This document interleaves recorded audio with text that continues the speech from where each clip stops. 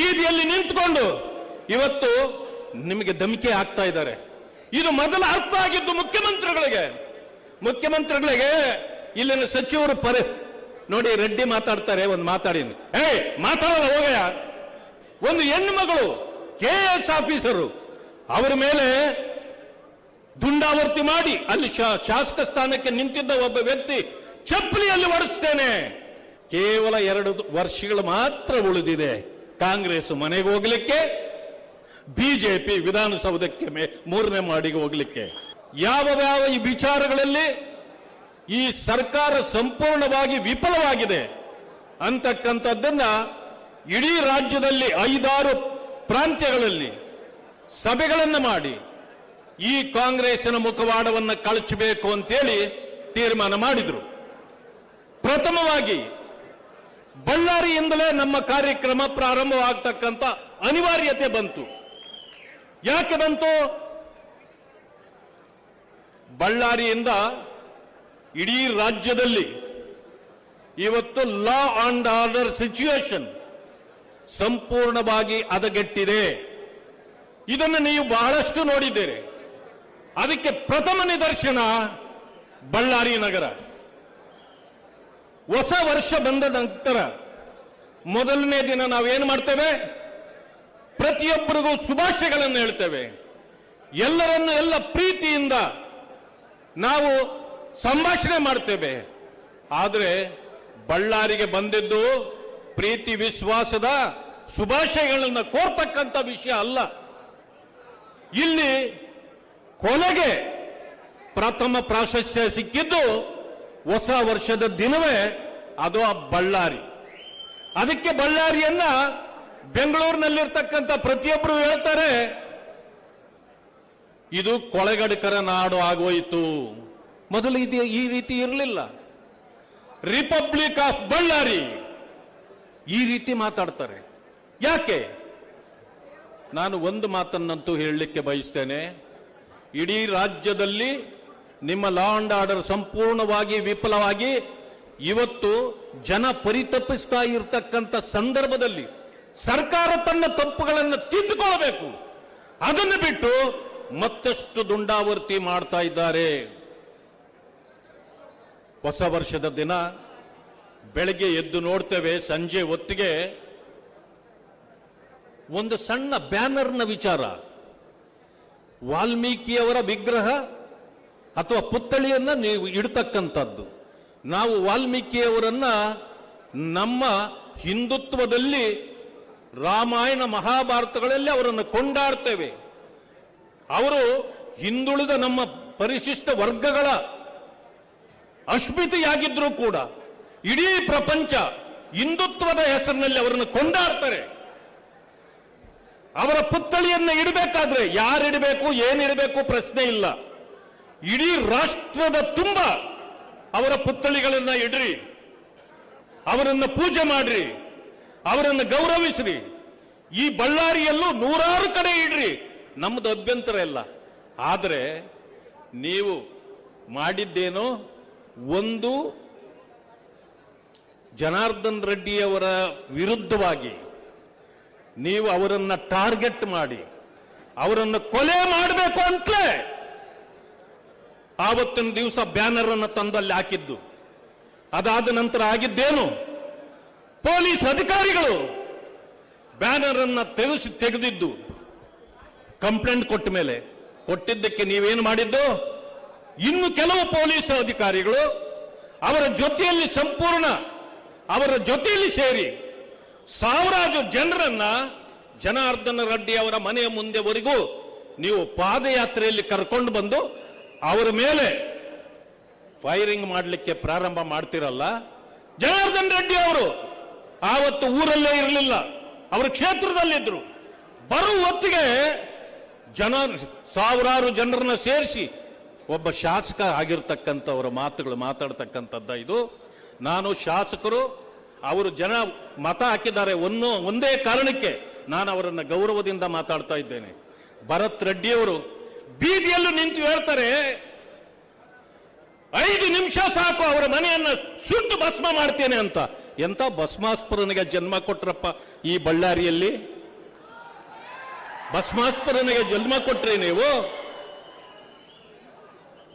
ಇವತ್ತಲ್ಲ ನಾಳೆ ಜನಾರ್ದನ್ ರೆಡ್ಡಿಯನ್ನು ಮುಗಿಸ್ಬಿಡ್ತೇನೆ ಅಂತ ಹೇಳ್ತೀರಿ. ಏನು ಅಷ್ಟೋ ತಾಕತ್ತಿದ್ಯಪ್ಪ ನಿನಗೆ? ನಾವು ನೋಡ್ತೇವೆ. ನಾವು ಯಾವುದಕ್ಕೂ ಎದುರಂತ ಮಕ್ಕಳಲ್ಲ. ನಾವು ಇಳಿತೇವೆ, ಆದ್ರೆ ನಿಮ್ಮಂತ ದುಂಡಾವರ್ತಿ ಮಾಡೋದಿಲ್ಲ.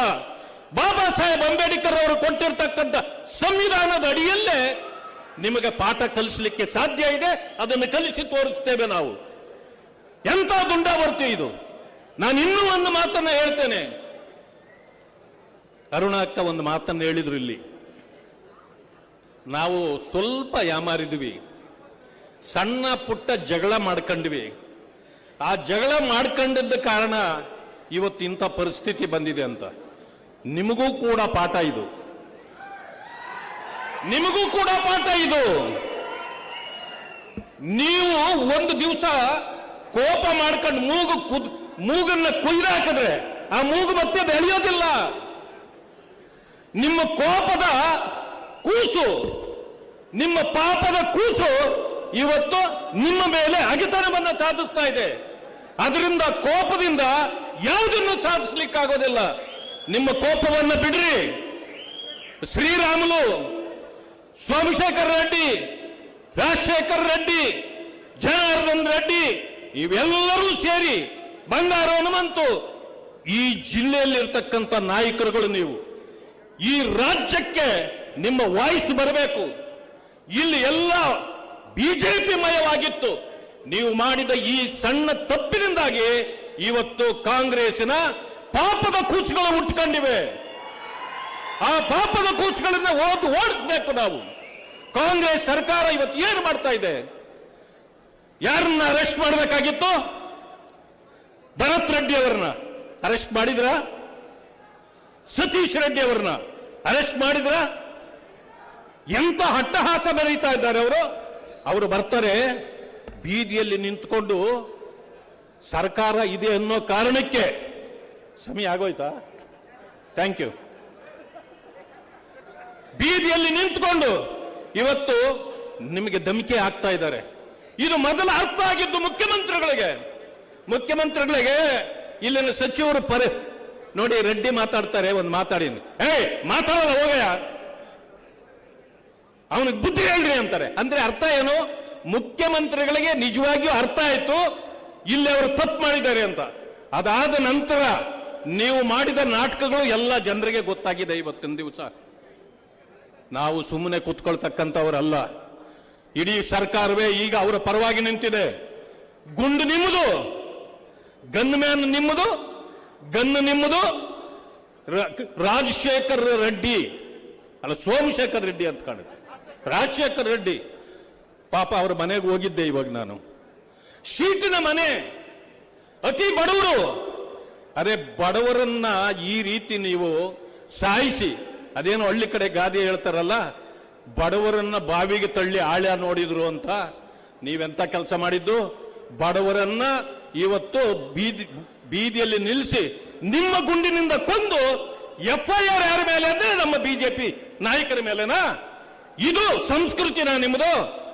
ಕಲ್ವಡಿ ಶಿಡ್ಲಘಟ್ಟದಲ್ಲಿ ಒಂದು ಹೆಣ್ಣು ಮಗಳು ಕೆಎಎಸ್ ಆಫೀಸರು, ಅವರ ಮೇಲೆ ದುಂಡಾವರ್ತಿ ಮಾಡಿ ಅಲ್ಲಿ ಶಾಸಕ ಸ್ಥಾನಕ್ಕೆ ನಿಂತಿದ್ದ ಒಬ್ಬ ವ್ಯಕ್ತಿ ಚಪ್ಪಲಿಯಲ್ಲಿ ಹೊಡೆಸ್ತೇನೆ ಏನೆಲ್ಲ ಮಾತಾಡಿದ್ದಾರೆ. ಮಾತಾಡಿ ಆದ್ಮೇಲೆ ಈಗೆಲ್ಲರೂ ಕೇಸ್ ಹಾಕಿದ್ದಾರೆ ಅವರ ಮೇಲೆ. ಪ್ರೆಸ್ದವ್ರಿಗೆ ಸಿಗ್ತಾರೆ, ಪ್ರೆಸ್ದವ್ರಿಗೆ ಹೇಳ್ತಾರೆ ನಂದು ತಪ್ಪಾಯ್ತು, ನಾನು ಹಿಂಗ್ ಮಾಡಿದ್ದು ತಪ್ಪಾಯ್ತು ಅಂತ. ಕೇಸ್ ಆದ್ಮೇಲೆ ಇದ್ದಕ್ಕಿದ್ದಂಗೆ ನಾಪತ್ತೆ. ಎಲ್ಲೋಗಿದ್ದಾರೆ ಅಂತ ಹುಡುಕ್ತಾ ಇದ್ದೀರಾ? ಎಲ್ಲೂ ಹೋಗಿಲ್ಲ. ಅವ್ರ ಪೊಲೀಸ್ನವ್ರಿಗೂ ಗೊತ್ತಿದ್ದಾರೆ ಅವ್ರು ಎಲ್ಲಿದ್ದಾರೆ ಅಂತ, ಸರ್ಕಾರಕ್ಕೂ ಗೊತ್ತಿದೆ. ಆದ್ರೆ ಅವ್ರು ಬೇಲ್ ತಗೊಳ್ಳೋವರೆಗೂ ಅವ್ರು ನೀಚಕ್ ಬಿಡಲ್ಲ ಸರ್ಕಾರ. ಯಾಕೆ? ಅವ್ರು ಬಿಜೆಪಿ ಅವರಲ್ಲ, ಕಾಂಗ್ರೆಸ್ನವರಲ್ವಾ. ಸರ್ಕಾರ ಇದ್ದು ಅಷ್ಟಾದ್ರೂ ಮಾಡ್ಲಿಲ್ಲ ಅಂದ್ರೆ ಹೆಂಗ್ರಿ? ಪಾಪ ಸರ್ಕಾರಕ್ಕೆ ಅಪಮಾನ. ಅದರಿಂದಲೇ ಅವ್ರು ಇದ್ರೂ ಕೂಡ ಅವ್ರನ್ನ ಅರೆಸ್ಟ್ ಮಾಡಿಲ್ಲ, ಬೇಲ್ ಸಿಗೋವರೆಗೂ ಅವ್ರು ಬರಲ್ಲ. ಆ ರೀತಿ ಇವತ್ತೇ ಇರ್ತಕ್ಕಂಥ ಸರ್ಕಾರ ದುಂಡಾವರ್ತಿ ಸರ್ಕಾರ. ಈ ದುಂಡಾವರ್ತಿಯ ಸರ್ಕಾರದ ಮನೆಗೆ ಕಳಿಸೋವರೆಗೂ ಕೂಡ ಇಲ್ಲಿ ನೆರೆದಿರ್ತಕ್ಕಂಥ ಯಾವ ನಾಯಕರು ಕೂಡ ವಿರಮಿಸೋದಿಲ್ಲ. ದಯವಿಟ್ಟು ತಾವು ಅರ್ಥ ಮಾಡ್ಕೊಳ್ಳಿ. ಕೇವಲ 2 ವರ್ಷಗಳು ಮಾತ್ರ ಉಳಿದಿದೆ ಕಾಂಗ್ರೆಸ್ ಮನೆಗೆ ಹೋಗ್ಲಿಕ್ಕೆ, ಬಿಜೆಪಿ ವಿಧಾನಸೌಧಕ್ಕೆ 3ನೇ ಮಾಡಿಗೆ ಹೋಗ್ಲಿಕ್ಕೆ. ದಯವಿಟ್ಟು ಎಲ್ಲ ಅರ್ಥ ಮಾಡ್ಕೊಳ್ಳಿ. ರಾಜ್ಯದಲ್ಲಿ ಮತ್ತೊಮ್ಮೆ ಬಿಜೆಪಿ ಸರ್ಕಾರ ಬರುತ್ತೆ. ನಾವೆಲ್ಲರೂ ಕೂಡ ಇಂಥ ದುಂಡಾವರ್ತಿಗೆ ಕೊನೆಯ ಅಂತ್ಯದ ಮಳೆ ಹೊಡೆದು ಇವರನ್ನೆಲ್ಲ ಮನೆಗೆ ಕಳಿಸೋಣ ಅಂತಕ್ಕಂಥ ಮಾತನ್ನು ಹೇಳಿ ಅವಕಾಶ ಕೊಟ್ಟಿದ್ದಕ್ಕೆ ಎಲ್ಲರಿಗೂ ವಂದಿಸಿ ನನ್ನ ಮಾತುಗಳನ್ನು ಮುಕ್ತಾಯ ಮಾಡ್ತೇನೆ. ನಮಸ್ಕಾರ. ಸನ್ಮಾನ್ಯ ಚಲವಾದಿ ನಾರಾಯಣ ಸ್ವಾಮಿ ಅಣ್ಣ. ಹೆಚ್ಚಿನ ವಿಡಿಯೋಗಳಿಗೆ ಪ್ರತಿಧ್ವನಿ ಯೂಟ್ಯೂಬ್ ಚಾನೆಲ್ ಸಬ್ಸ್ಕ್ರೈಬ್ ಮಾಡಿ, ಬೆಲ್ ಐಕಾನ್ ಕ್ಲಿಕ್ ಮಾಡಿ.